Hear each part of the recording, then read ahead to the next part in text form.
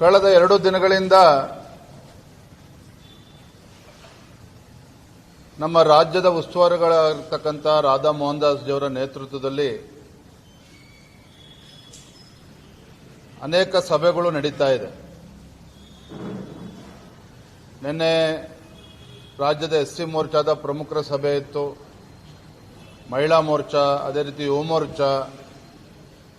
ಇವತ್ತು ಸಹ ಬೇರೆ ಬೇರೆ ಸಮುದಾಯಗಳ ಪ್ರಮುಖರ ಒಂದು ಸಭೆಯನ್ನು ಕೂಡ ನಾವು ಕರೆದಿದ್ದೇವೆ. ಮಧ್ಯಾಹ್ನ ಭೋಜನದ ನಂತರ ರಾಜ್ಯದ ಕೋರ್ ಕಮಿಟಿ ಸಭೆಯನ್ನು ಕೂಡ ಇವತ್ತು ಆಯೋಜನೆ ಮಾಡಿದ್ದೇವೆ. ಕೋರ್ ಕಮಿಟಿನಲ್ಲಿ ವಿಶೇಷವಾಗಿ ಕಳೆದ ಕೆಲವು ತಿಂಗಳುಗಳಿಂದ ಈ ರಾಜ್ಯದಲ್ಲಿರುವಂತಹ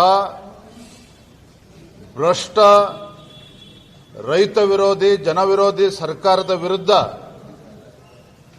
ರಾಜ್ಯದಲ್ಲಿರುವಂತಹ ಒಂದು ಬೆಲೆ ಏರಿಕೆ ಕಾಂಗ್ರೆಸ್ ಸರ್ಕಾರ ಸಿದ್ದರಾಮಯ್ಯ ನೇತೃತ್ವದಲ್ಲಿ ನಡೀತಾ ಇದೆ. ಈ ಸಿದ್ದರಾಮಯ್ಯ ನೇತೃತ್ವದ ಕಾಂಗ್ರೆಸ್ ಸರ್ಕಾರದ ವಿರುದ್ಧ ಕಳೆದ ಕೆಲವು ತಿಂಗಳುಗಳಿಂದ ನಾವು ಭಾರತೀಯ ಜನತಾ ಪಾರ್ಟಿ ಏನು ಬೀದಿಗಿಳಿದು ಹೋರಾಟಗಳನ್ನು ಮಾಡಿದ್ದೇವೆ, ಇದ್ರ ಬಗ್ಗೆನೂ ಕೂಡ ನಾವು ಚರ್ಚೆ ಮಾಡ್ತೇವೆ. ಮುಂದೆ ಬರ್ತಕ್ಕಂಥ ದಿನಗಳಲ್ಲಿ ಯಾವ ರೀತಿ ನಮ್ಮ ಸಂಘಟನೆಯನ್ನ ಇನ್ನೂ ಕೂಡ ಬಲಪಡಿಸಬೇಕು, ರಾಜ್ಯಾದ್ಯಂತ ಪ್ರವಾಸ ಮಾಡಿ ಮುಂದೆ ಬರ್ತಕ್ಕಂಥ ಜಿಲ್ಲಾ ಪಂಚಾಯಿತಿ, ತಾಲೂಕ್ ಪಂಚಾಯಿತಿ ಮತ್ತು ಇತರ ಚುನಾವಣೆಗಳನ್ನು ಕಣ್ಮುಂದೆ ಇಟ್ಕೊಂಡು ಕಾರ್ಯಕರ್ತರನ್ನ ಕಾರ್ಯಪ್ರವೃತ್ತರಾಗುವ ನಿಟ್ಟಿನಲ್ಲಿ ಯಾವ ರೀತಿ ಅವರನ್ನ ಸಜ್ಜುಗೊಳಿಸಬೇಕು, ಎಲ್ಲ ವಿಚಾರಗಳನ್ನು ಕೂಡ ಇಂದಿನ ಕೋರ್ ಕಮಿಟಿ ಸಭೆಯಲ್ಲಿ ನಾವು ಚರ್ಚೆ ಮಾಡೋರಿದ್ದೇವೆ. ತಮಗೆಲ್ಲ ತಿಳಿದಿರೋ ಹಾಗೆ ಮೊನ್ನೆ ನಾವು ಗುಲ್ಬರ್ಗ, ನಾನು, ನಮ್ಮ ವಿರೋಧ ಪಕ್ಷದ ನಾಯಕರು, ಪಕ್ಷದ ಎಲ್ಲ ಹಿರಿಯ ಮುಖಂಡರು ಗುಲ್ಬರ್ಗಾಗೆ ತೆರಳಿ ಕಾಂಗ್ರೆಸ್ ಸರ್ಕಾರದ ವಿರುದ್ಧ ಹಾಗೂ ಅಲ್ಲಿನ ಉಸ್ತುವಾರಿ ಸಚಿವರೇನಿದ್ದಾರೆ ಪ್ರಿಯಾಂಕಾ ಖರ್ಗೆ ವಿರುದ್ಧ ನಾವು ಹೋರಾಟವನ್ನು ಮಾಡಿದ್ವಿ. ಕಾರಣ ಏನು, ನಮ್ಮ ವಿಪಕ್ಷ ನಾಯಕರಾಗಿರ್ತಕ್ಕಂಥ ಛಲವಾದಿ ನಾರಾಯಣ ಸ್ವಾಮಿ ಅವರು ಗುಲ್ಬರ್ಗಾ ಜಿಲ್ಲೆಯ ಪ್ರವಾಸದಲ್ಲಿದ್ದಾಗ ಏನು ಛಲವಾದಿ ನಾರಾಯಣ ಸ್ವಾಮಿ ಅವರನ್ನ ಚಿತ್ತಾಪುರದ ಅತಿಥಿ ಗೃಹದಲ್ಲಿ ಬಂಧನ ಮಾಡಿ ಕಾಂಗ್ರೆಸ್ ಪುಡಾರಿಗಳನ್ನ ಅಲ್ಲಿಗೆ ಕರೆತಂದು ಅವ್ರ ಮೇಲೆ ಹಲ್ಲೆ ಮಾಡತಕ್ಕಂಥ ಪ್ರಯತ್ನಗಳು ಏನು ನಡೀತು, ಇದನ್ನು ಪ್ರತಿಭಟಿಸಿ ನಾವು ಹೋರಾಟವನ್ನ ಗುಲ್ಬರ್ಗಾದಲ್ಲಿ ಆಯೋಜನೆ ಮಾಡಿದ್ವಿ. ಬಹಳ ಯಶಸ್ವಿಯಾಗಿ ನಮ್ಮ ಹೋರಾಟವು ಕೂಡ ಆಯಿತು. ಆ ಹೋರಾಟದ ಸಂದರ್ಭದಲ್ಲಿ ವಿಧಾನ ಪರಿಷತ್ತಿನ ಮುಖ್ಯ ಸಚೇತಕರು, ನಮ್ಮ ವಿಧಾನ ಪರಿಷತ್ ಸದಸ್ಯರು, ಹಿರಿಯರಾಗಿರ್ತಕ್ಕಂಥ ರವಿಕುಮಾರ್ ಅವರು ಅಲ್ಲಿರುವ ಜಿಲ್ಲಾಧಿಕಾರಿಗಳ ಬಗ್ಗೆ ಕೆಲವು ಮಾತುಗಳನ್ನು ಆಡಿದ್ರು ಭಾಷಣ ಮಾಡ್ತಕ್ಕಂಥ ಸಂದರ್ಭದಲ್ಲಿ. ತದನಂತರದಲ್ಲಿ ರವಿಕುಮಾರ್ ಅವರು ವಿಷಾದವನ್ನು ಕೂಡ ವ್ಯಕ್ತಪಡಿಸಿದ್ದಾರೆ. That was not intentional. ವಿಷಾದವನ್ನು ವ್ಯಕ್ತಪಡಿಸಿದ್ರೂ ಸಹ ಕಾಂಗ್ರೆಸ್ ಅವರ ಈ ಸರ್ಕಾರದ ಕುಮ್ಮಕ್ಕಿನಿಂದ ಅವರ ವಿರುದ್ಧ ಅಲ್ಲಿ ಕಂಪ್ಲೇಂಟ್ ಅನ್ನು ತೆಗೆದುಕೊಂಡು FIR ರಿಜಿಸ್ಟರ್ ಮಾಡಿ ನಮ್ಮ ನಾಯಕರನ್ನ, ರವಿಕುಮಾರ್ ಅವರನ್ನ, ನಮ್ಮ ಪಕ್ಷ ಇವತ್ತೇನು ತೇಜೋವಧೆ ಮಾಡ್ತಕ್ಕಂಥ ಕೆಲಸ ಮಾಡ್ತಾ ಇದ್ದಾರೆ, ಬೆದರಿಸ್ತಕ್ಕಂಥ ಕೆಲಸ ಏನು ಮಾಡ್ತಾ ಇದ್ದಾರೆ, ಸರ್ಕಾರಕ್ಕೆ ಶೋಭೆ ತರ್ತಕ್ಕಂಥದ್ದಲ್ಲ.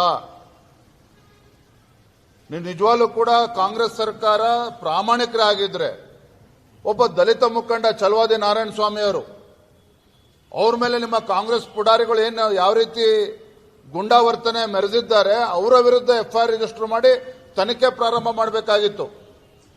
ಯಾಕೆ ಅಧಿಕಾರಿಗಳು ಅಲ್ಲಿ ಕಣ್ಮುಚ್ಕೊಂಡು ಕೂತಿದ್ರು, ಅದರ ಬಗ್ಗೆ ತನಿಖೆ ಮಾಡಬೇಕಾಗಿತ್ತು. ಅದನ್ನ ಮಾಡೋದನ್ನ ಬಿಟ್ಟು ಇವತ್ತು ಹಿಂದುಳಿದ ನಾಯಕರನ್ನ ಇವತ್ತು ಟಾರ್ಗೆಟ್ ಮಾಡ್ತಕ್ಕಂಥದ್ದು, ದಲಿತ ನಾಯಕರನ್ನ ಟಾರ್ಗೆಟ್ ಮಾಡುವಂಥದ್ದು, ಬಿಜೆಪಿ ಮುಖಂಡರಿಗೆ ಬೆದರಿಸ್ತಕ್ಕಂಥದ್ದು, ಬ್ಲ್ಯಾಕ್ ಮೇಲ್ ಮಾಡ್ತಕ್ಕಂಥದ್ದು, ಇವ್ಯಾವು ಕೂಡ ಭಾರತೀಯ ಜನತಾ ಪಾರ್ಟಿ ಹೆದರೋಲ್ಲ, ಬೆದರೋದಿಲ್ಲ. ನಾನು ರಾಜ್ಯ ಸರ್ಕಾರಕ್ಕೆ ಇವತ್ತು ಎಚ್ಚರಿಕೆಯನ್ನು ಕೊಡೋದಕ್ಕೆ ಇಚ್ಛೆ ಪಡ್ತೇನೆ. ಸರ್ಕಾರ ಇವತ್ತು ಇರ್ತದೆ, ನಾಳೆ ಹೋಗ್ತದೆ. ಅಧಿಕಾರ ಅಂತಕ್ಕಂಥದ್ದು ಶಾಶ್ವತ ಅಲ್ಲ. ವಿರೋಧ ಪಕ್ಷದವರಿಗೆ ಅದರದ್ದೇ ಆದಂತಹ ಗೌರವ ಇದೆ.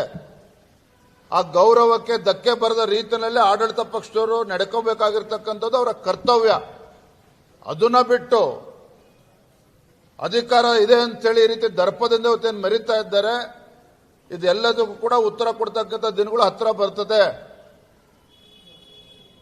ಹಾಗಾಗಿ ಈಗಲಾದರೂ ಕೂಡ ಎಚ್ಚೆತ್ತುಕೊಂಡು ರಾಜ್ಯ ಸರ್ಕಾರ ವಿರೋಧ ಪಕ್ಷದ ನಾಯಕರನ್ನ ಬೆದರಿಸ್ತಕ್ಕಂಥದ್ದು, ನಮ್ಮ ಕಾರ್ಯಕರ್ತರ ಮೇಲೆ ಕೇಸ್ಗಳನ್ನು ರಿಜಿಸ್ಟರ್ ಮಾಡ್ತಕ್ಕಂಥದ್ದು ಬಹಳ ದಿನ ಈ ನಿಮ್ಮ ದರ್ಬಾರು ನಡೆಯೋದಕ್ಕೆ ಸಾಧ್ಯ ಇಲ್ಲ. ಈ ಎಚ್ಚರಿಕೆನ ರಾಜ್ಯ ಸರ್ಕಾರಕ್ಕೆ ನಾನು ಈ ಸಂದರ್ಭದಲ್ಲಿ ನೀಡೋದಕ್ಕೆ ಇಚ್ಛೆ ಪಡ್ತೇನೆ. ಹೇಳ ಬೇರೆ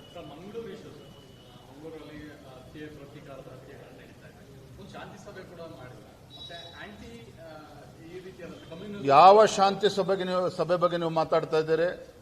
ಸ್ವತಃ ಗೃಹ ಸಚಿವರು ಮಂಗಳೂರಿಗೆ ಹೋದಾಗ ಅಲ್ಲಿ ಕೆಲವು ಪ್ರಮುಖರನ್ನ ಕೂತು ಸರ್ಕ್ಯೂಟದಲ್ಲಿ ಅಥವಾ ಮೀಟಿಂಗ್ ಮಾಡಿ ಸಭೆ ಮಾಡಿ ಇನ್ನೇನು ಗೃಹ ಸಚಿವರು ಸುಹಾಸ್ ಶೆಟ್ಟಿ ಮನೆಗೆ ಭೇಟಿ ಕೊಡ್ತಾರೆ ಅಂತೇಳಿ ಗೊತ್ತಾದ ಮೇಲೆ ಒಂದು ಕೋಮಿನ ಮುಖಂಡರುಗಳು ಬಂದು ಗೃಹ ಸಚಿವರನ್ನ ಮುತ್ತಿಗೆ ಹಾಕಿ ಯಾವುದೇ ಕಾರಣಕ್ಕೂ ಸುಹಾಸ್ ಶೆಟ್ಟಿ ಮನೆಗೆ ನೀವು ಭೇಟಿ ನೀಡಬಾರದು ಅಂತೇಳಿ ಗೃಹ ಸಚಿವರನ್ನೇ ಬೆದರಿಕೆ ಹಾಕ್ತಾರೆ.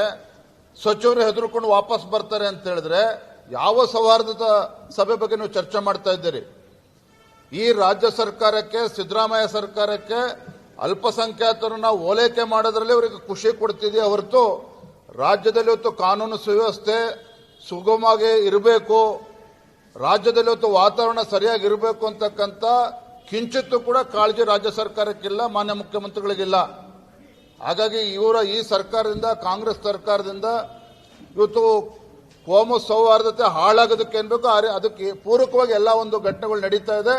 ರಾಜ್ಯ ಸರ್ಕಾರವೂ ಕೂಡ ಕುಮ್ಮಕ್ಕನ್ನು ನೀಡ್ತಾ ಇದ್ದಾರೆ.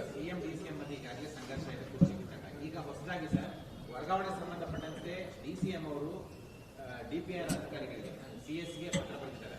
ಏನಂತ, ನನ್ನ ಇಲಾಖೆಯಲ್ಲಿ ಯಾರು ಕೂಡ ಮೂಗು ತೂರಿಸಬಾರದು ಅಂತ. ಡಿಪಿಐಆರ್ ಸಿಎಂ ಅಡಿಯಲ್ಲಿ ಬರುತ್ತೆ, ಅಲ್ಲಿ ಲೋಕೋಪಯೋಗಿ ಇಲಾಖೆಯಿಂದ ಜಲಸಂಪನ್ಮೂಲ ಇವೆಲ್ಲವೂ ಕೂಡ ನೆಪ ಮಾತ್ರ. ರಾಜ್ಯ ರಾಜಕಾರಣದಲ್ಲಿ ಮುಂದಿನ ದಿನಗಳಲ್ಲಿ ಮಹತ್ತರ ತಿರುವು ಪಡೆದುಕೊಳ್ತಕ್ಕಂಥದ್ದು ನಿಶ್ಚಿತ. ಆ ಕ್ಲೈಮ್ಯಾಕ್ಸ್ಗೆ ಬರ್ತಕ್ಕಂಥ ಮುಂಚಿತವಾಗಿ ಇವೆಲ್ಲ ಬೆಳವಣಿಗೆಗಳು ನಡೀತಾ ಇದೆ. ಸ್ವತಃ ಸಿದ್ದರಾಮಯ್ಯನವರು ಈಗಾಗಲೇ BK ಹರಿಪ್ರಸಾದ್ ಮನೆಗೆ ಹೋಗಿದ್ದಾರೆ. ಹಾಗಾಗಿ ನೋಡ್ತಾರೆ ಬರ್ತಕ್ಕಂಥ ದಿನಗಳಲ್ಲಿ ಯಾವ ರೀತಿ ಘಟನೆಗಳು ನಡೀತದೆ ಅಂತ ಹೇಳಿ. Thank you. ಮಾತಾಡಿದ್ದೀನಪ್ಪ. ನಾನು ಕ್ಷಮೆನೇ ಕೇಳೋದಿಲ್ಲ ಅನ್ನುವಂಥ ಮಾತನ್ನು ಮತ್ತೆ ಪ್ರತೀಕಾರ ಮಾಡಿ ಪ್ರತಿಯೊಬ್ಬರು. ಕಮಲ್ ಹಾಸನ್ ಅವರ ತಮಿಳು ಭಾಷೆ ಬಗ್ಗೆ ಅವ್ರಿಗಿರ್ತಕ್ಕಂಥ ಪ್ರೀತಿ, ಪ್ರೇಮ, ಕಾಳಜಿ ನಮ್ಗೆ ಅರ್ಥ ಆಗ್ತದೆ.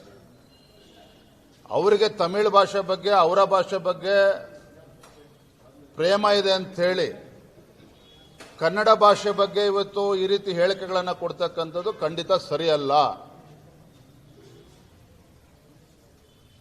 ತಮಿಳು ಭಾಷೆ ಅದರದ್ದೇ ಆದಂಥ ಇತಿಹಾಸ ಇದೆ, ಸಾವಿರಾರು ವರ್ಷಗಳ ಇತಿಹಾಸ ಇದೆ. ಅದೇ ರೀತಿ ಕನ್ನಡ ಭಾಷೆಗೂ ಕೂಡ ಸಾವಿರಾರು ವರ್ಷಗಳ ಒಂದು ಇತಿಹಾಸ ಇರತಕ್ಕಂಥದ್ದು. ಅದನ್ನು ಅರ್ಥ ಮಾಡ್ಕೊಳ್ದೇನೆ ಈ ರೀತಿ ಕಮಲ್ ಹಾಸನ್ ಅವರಿತ್ತು ಬಹಿರಂಗವಾಗಿ ಈ ರೀತಿ ಹೇಳಿಕೆಗಳನ್ನು ಕೊಡ್ತಕ್ಕಂಥದ್ದು ಕನ್ನಡಿಗರಿಗೆ ನೋವುಂಟಾಗಿದೆ. ಇದರ ನಡುವೆನೂ ಸಹ ಅನೇಕ ಪ್ರತಿಕ್ರಿಯೆಗಳು ಬಂದ ನಂತರದಲ್ಲೂ ಸಹ ನಾ ಕ್ಷಮೆ ಕೇಳೋದಿಲ್ಲ ಅಂತಕ್ಕಂಥದ್ದು ದುರಹಂಕಾರದ ನಡೆ. ಇದಕ್ಕೆ ಯಾವುದಕ್ಕೂ ಕೂಡ ನಾವು ಬೆಂಬಲ ಕೊಡೋದಕ್ಕೆ ಸಾಧ್ಯ ಇಲ್ಲ. ಕಮಲ್ ಹಾಸನ್ ಅವರು ಬಹಳ ಎಚ್ಚರಿಕೆಯನ್ನು ವಹಿಸಬೇಕು. ಅವರೊಬ್ಬರು ಶ್ರೇಷ್ಠ ನಟರು, ಇಡೀ ದೇಶದಲ್ಲಿ ಅವ್ರನ್ನ ಒಂದು ರೆಕಾಗ್ನೇಷನ್ ಇದೆ. ಆದರೆ ಅದನ್ನೇ ಬಂಡವಾಳ ಇಟ್ಕೊಂಡು ಈ ರೀತಿ ಕನ್ನಡ ಮತ್ತು ತಮಿಳು ಭಾಷಿಕರ ಮಧ್ಯೆ ಅಥವಾ ತಮಿಳುನಾಡು ಹಾಗೂ ಕರ್ನಾಟಕದ ಮಧ್ಯೆ ಈ ರೀತಿ ವಿಷಬೀಜವನ್ನು ಬಿತ್ತಕ್ಕಂಥ ಕೆಲಸ ಮಾಡಬಾರ್ದು ಅವರು. ಹೆಚ್ಚಿನ ಸುದ್ದಿಗಳಿಗಾಗಿ ನಮ್ಮ ಚಾನೆಲ್ನ ಸಬ್ಸ್ಕ್ರೈಬ್ ಮಾಡಿ.